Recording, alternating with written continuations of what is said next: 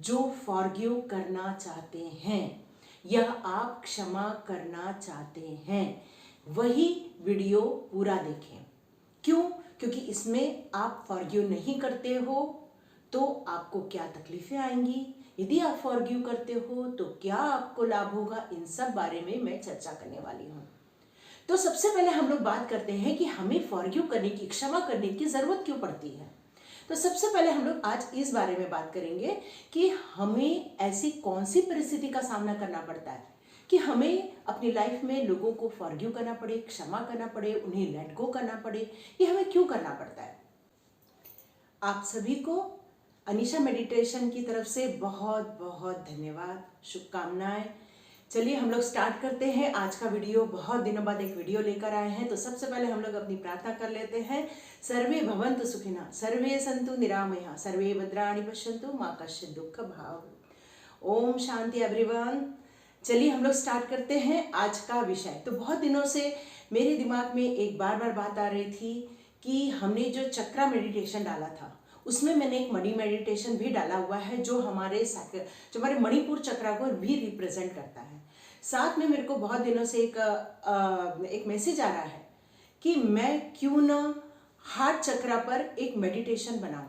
लेकिन उसके पहले जब मैंने बहुत बार सोचा कि मैं हार्ट चक्रा पर मेडिटेशन बनाऊंगी, और यदि आप उसका मेडिटेशन करते हो, लेकिन यदि फॉरगिवनेस या क्षमा करना, लेट गो नहीं करते हो, तो उस मेडिटेशन का इफेक्ट तब तक ही रहेगा जब तक आप वो मेडिटेशन करोगे।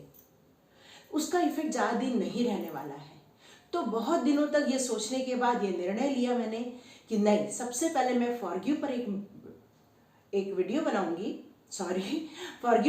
बनाऊंगी, उसके बाद मैं अपना हार्ट चक्रा मेडिटेशन करूंगी। क्यों? क्योंकि हमारा जो हार्ट होता है वो बहुत ज़्यादा प्रेम से भरा रहता है, वो बहुत खुशियाँ महसूस करता है, वो ग्रोथ को महसूस करता है। इसलिए उसके जो कलर्स होते हैं वो लाइट पिंक कलर या तो फिर ग्रीन कलर होते हैं। ग्रीन कलर जो होता है वो हमारे रेमेडीज का कलर है, हमारी ग्रोथ का कलर है, हमारी आने वाली खुशियों का कलर है। और साथ में लाइट पिंक जो होता है वो हमें खुशियाँ प्रदान करता है, लव देता है। लव मीन्स हमेशा एक दूसरे के प्रति सद्भाव, हम्बलनेस, केयरिंग कनेक्शन, काइंडनेस, इन सब चीज़ों को हमारे हृदय में जब जगह मिलती है तो हमारा हार्ट चक्रा जो है वो ओपन हो जाता है, रिसीविंग मोड पे आ जाता है। जैसे ही वो रिसीविंग मोड पे आएगा तो आप जैसा करोगे वही आप दोगे, तो जैसे आप बोगे वही पाओगे। ये सिद्धांत सब जगह लागू होता है।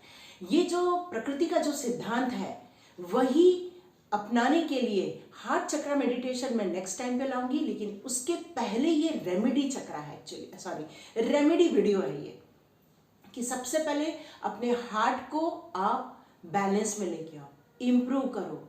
क्यों ये बार बार मैं मेडिटेशन और ये इस तरह की बात कर रही हूँ? क्योंकि मैं जो हूँ एक टैरो रीडर भी हूँ। मेरा एक चैनल चलता है, आप चाहें तो उसे भी जाकर देख सकते हैं। उसका नाम है टैरोट विथ चेतना ऊर्जा 919। वो मेरा मेडिटेशन, हमारा टैरो का वीडियो चलता है। उसमें बार बार हमारे पास कार्ड आते हैं, अब फॉरगिव कीजिए तो आप प्रोग्रेस करोगे, फॉरगिव करो तो आपको हेल्थ अच्छा हो जाएगा, फॉरगिव करो तो आप ये हो जाएगा। इसीलिए मैंने होपोनोपोनो प्रेयर का भी मैंने एक वीडियो बनाया था जिसमें एक प्रार्थना हम करते हैं, I love you, thank you, please forgive me. इस तरह से हम लोग रिपीट करते रहते हैं हर एक अपने पॉइंट को लेकर। ये मैंने ऑलरेडी वीडियो डाला हुआ है। तो हम फॉरगिव क्यों करें? तो इस वीडियो पर वही लोग आगे कंटिन्यू करेंगे जो फॉरगिव करना चाहते हैं या आप क्षमा करना चाहते हैं, वही वीडियो पूरा देखें। क्यों? क्योंकि इसमें आप फॉरगिव नहीं करते हो तो आपको क्या तकलीफें आएंगी, यदि आप फॉरगिव करते हो तो क्या आपको लाभ होगा, इन सब बारे में मैं चर्चा करने वाली हूँ। तो सबसे पहले हम लोग बात करते हैं कि हमें फॉरगिव करने की, क्षमा करने की जरूरत क्यों पड़ती है। तो सबसे पहले हम लोग आज इस बारे में बात करेंगे कि हमें ऐसी कौन सी परिस्थिति का सामना करना पड़ता है कि हमें अपनी लाइफ में लोगों को फॉरगिव करना पड़े, क्षमा करना पड़े, उन्हें लेट गो करना पड़े। ये हमें क्यों करना पड़ता है? तो सबसे पहली बात ये आती है, जब अपने लाइफ में हम ग्रो होते रहते हो तो हमारे पेरेंट्स जो है वो हमें हमारी इच्छाओं को बहुत महत्व देते हैं।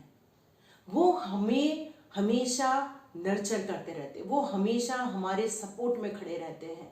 तो हमें लगता है जिस तरह हमारे पेरेंट्स हमारे हर सिचुएशन में हमारे साथ खड़े हैं, हमें सपोर्ट करते हैं, हमें संभालते हैं, हमसे अच्छी बातें करते हैं, हमें ग्रोथ देते हैं, उसी तरह ये बाहर की दुनिया है।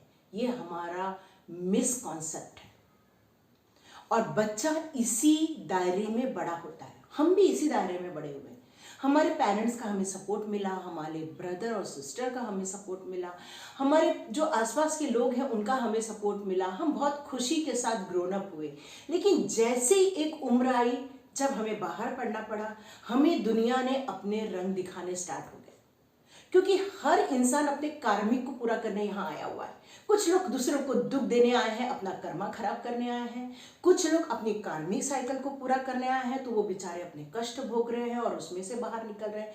कुछ लोग अपने कष्टों का जस्टिस चाहते हैं, अपने कष्टों का चाहते कि यदि उन्होंने हमें इतना कष्ट दिया है तो उन्हें भी वो कष्ट मिले। इस भावना के साथ वो अपनी लाइफ जी रहे होते हैं और इस जीवन में जो ये सोच के कारण जो वो तकलीफ भोगते हैं या इस सोच के कारण वो जो कर्मा भोगते हैं, वो एंड तक कहाँ कहाँ जाती है, इसके बारे में हम लोग बात करेंगे। तो सबसे पहले हम लोगों ने बात की हमें फॉरगिव क्यों करना पड़ता है। हमारा ग्रोन अप बहुत अच्छा होता है, लेकिन हमें जो परिस्थिति मिलती है बड़े होने के बाद, उसके कारण हमारा दिल दुखता है, लोग हमें हर्ट करते हैं, लोग हमें ब्लेम करते हैं, लोग अपने माइंड से हमें जज करते हैं, हमारे अंदर इतना कम्युनिकेशन नहीं होता, या तो हम लोग इतना रिस्पेक्ट करते हैं लोगों की कि हम उन्हें ये बता नहीं पाते कि वो कितना गलत कर रहे हैं, हम ये समझा नहीं सकते उनको।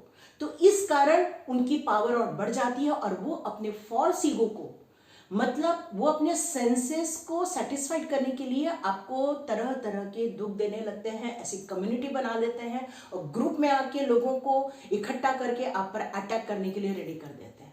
ये सारी सिचुएशन बहुत लोग के साथ हो रही है, ये टैरो रीडिंग में निकल के भी आता है।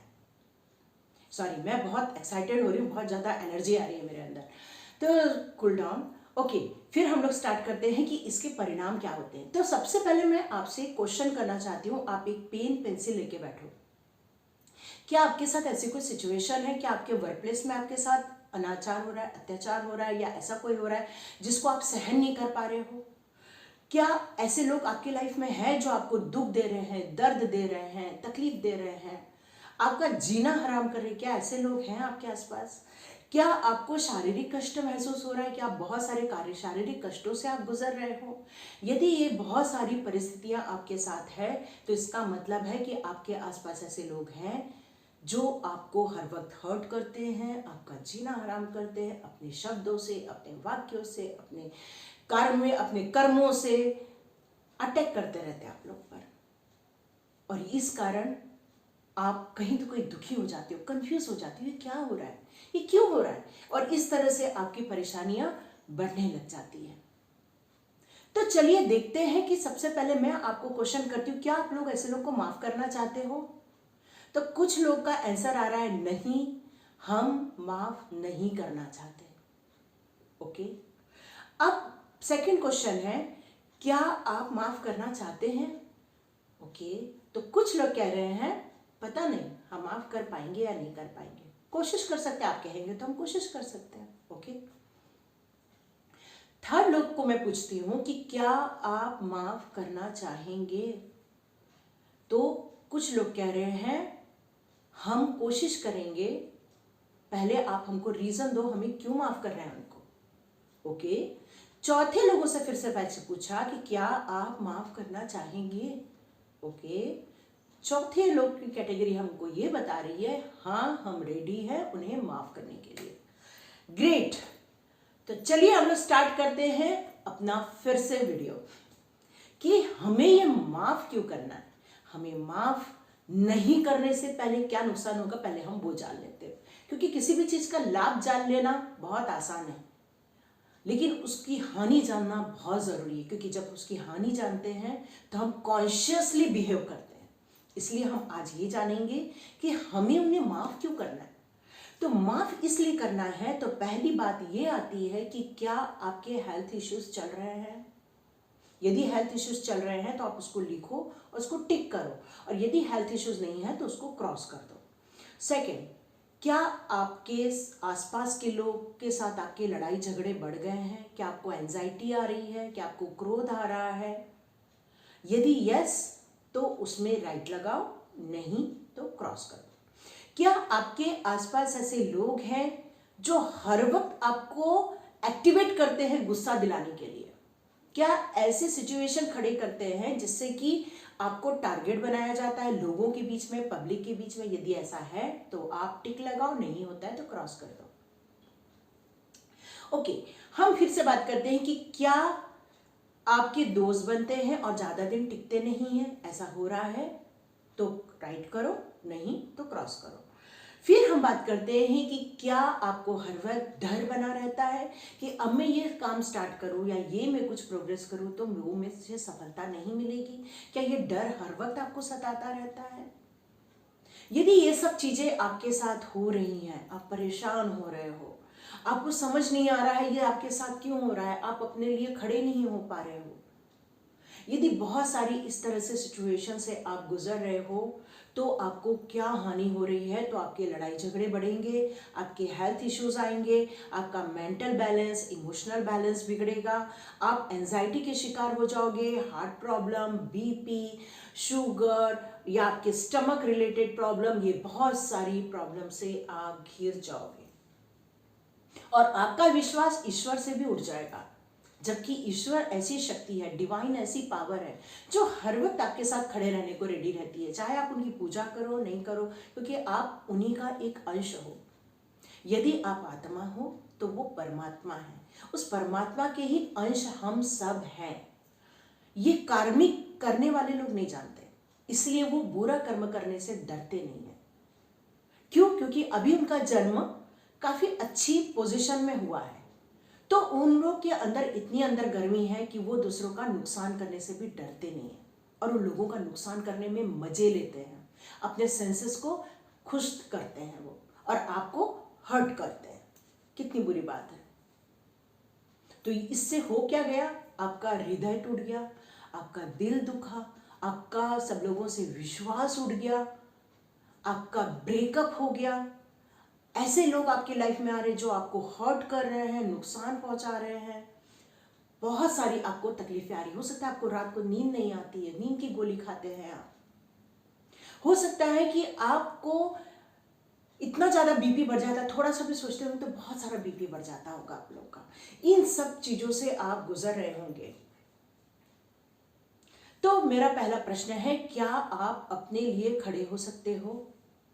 हो सकते हो, अपने आप को डिफाइन कर सकते हो तो करो, क्योंकि ये मौका सबको मिलना चाहिए, वो डिजर्व करता है। हर एक आत्मा अपने लिए खड़े होना डिजर्व करती है। आप खड़े हो, अपना पॉइंट ऑफ व्यू रखो। अब होगा क्या?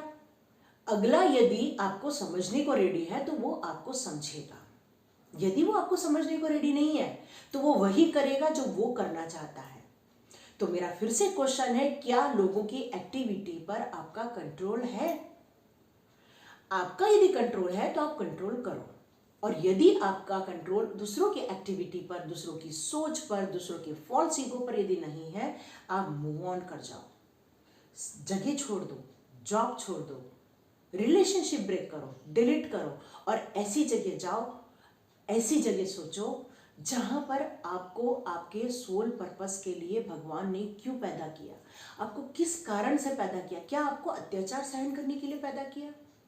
यदि आपका जवाब हाँ है तो आप वही कीजिए जो आप करते आ रहे हैं, पर आपका जवाब यदि ना है तो आप वो कीजिए, वो ढूंढिए जहां पर आपको जाना है, जहां आपकी मंजिल है। उसकी सीढ़ियां कई हो सकती हैं, चढ़िए, सीढ़ियां चढ़िए।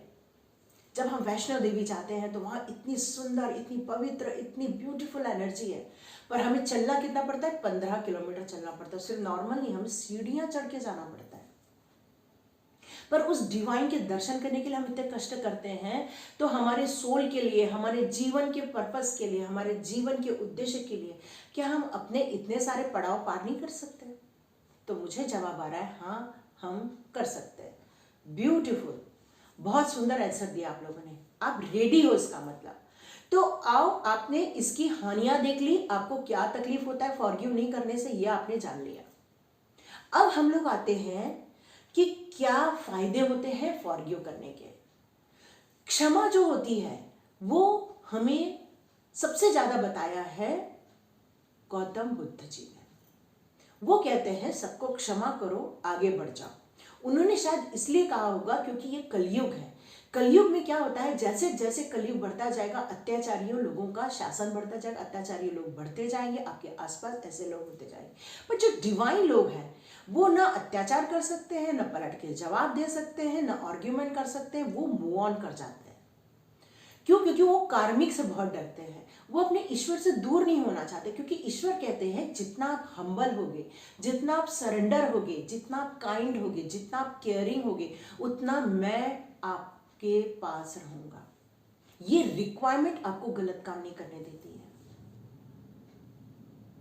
क्योंकि डिवाइन के पास आके आपको जो खुशियां मिलती है, जो सुख मिलता है, अल्टीमेट। तो हमें क्या करना है? हमें मूव ऑन कर जाना है, ऐसे लोगों से दूर हो जाना है, ऐसे कॉन्टेक्ट से दूर हो जाना है, पहली बात। दूसरी बात, हमें और क्या करना है? अपने मेंटल और इमोशनल बैलेंस बनाना, अपने थॉट प्रोसेस पे काम करना है। सबसे पहले लेट गो कर दो। लेट गो जैसे ही हो जाता है वैसे ही हमारे दिमाग में शांति आ जाती है। फिर हमको क्या करना है? हमारे थॉट प्रोसेस पे काम करना है कि हम उसको रिकॉल ना करें, उन बातों को रिकॉल ना करें, इसका अभ्यास करना है। मैंने अभ्यास शब्द का प्रयोग इसलिए किया क्योंकि रिकॉल ऑटोमेटिक होता है, रिकॉल करना नहीं पड़ता, वो ऑटोमेटिक होता है। तो रिकॉल ना हो इसके लिए अभ्यास करो, अपने लिए अफर्मेशन रेडी करो। I am a peaceful soul, I am healthy person, I am wealthy person, I am happiest person. ईश्वर मेरे साथ है, जो भी मैं काम करूं ईश्वर का सपोर्ट मेरे साथ है। ईश्वर मेरे आसपास ऐसे लोगों को लेके आए जो मुझे सपोर्ट करें, मैं उन्हें सपोर्ट करूं। हमेशा मेरे आसपास मेरे डिवाइन सोल्स मेरे आसपास रहें। इस तरह से आप अपने कोई भी अफर्मेशन बना सकते हैं, जिससे कि जल्दी से जल्दी उन बातों से आप दूर हो जाए, ऐसे लोगों से दूर हो जाए, ऐसी एनर्जीज, नेगेटिव एनर्जीज से आप दूर हो जाए। तो इसका बहुत बड़ा फायदा क्या हो जाएगा? आपका ऑरा क्लीन होने लगेगा, आप अपने आप को हेल्दी फील करने लगोगे, आप मेंटली पूरा बैलेंस्ड हो जाओगे, एंजाइटी से दूर हो जाओगे। आप देखोगे धीरे धीरे आपकी डायबिटीज ठीक होने लगेगी, आपका बीपी नॉर्मल होने लगेगा, आप बहुत खुश रहने लगोगे, तो ऑटोमेटिक आपका हृदय चक्र खिल उठेगा, प्यार से, बहुत प्यार से, काइंडनेस आ जाएगा, हम्बलनेस आ जाएगा, बहुत खुश खुश फील करोगे आप। तो ये बात थी हम लोगों को क्यों फॉरगिव कर देना है। या तो उन लोगों को एक्सेप्ट करके उनके साथ रहो, या तो उनसे डिटैच होके अपने आप की एक नई राह बना लो, या उन्हें एक्सेप्ट करो और उनके साथ एडजस्ट करो। अब ये आप पर है, आप क्या करना चाहते हो। अल्टीमेटली हमें हमारा हृदय चक्र हील करना है, हमें हमारे हृदय में कोई बोझ नहीं रखना है, पत्थर नहीं रखना है, वहां पे सिर्फ प्यार, मोहब्बत, बस हम्बलनेस, केयरिंग और इस तरह की जो सॉफ्ट वर्ड है उसको लेके आना है। क्यों? क्योंकि हमारा ईश्वर यही हमसे रिक्वायर करता है।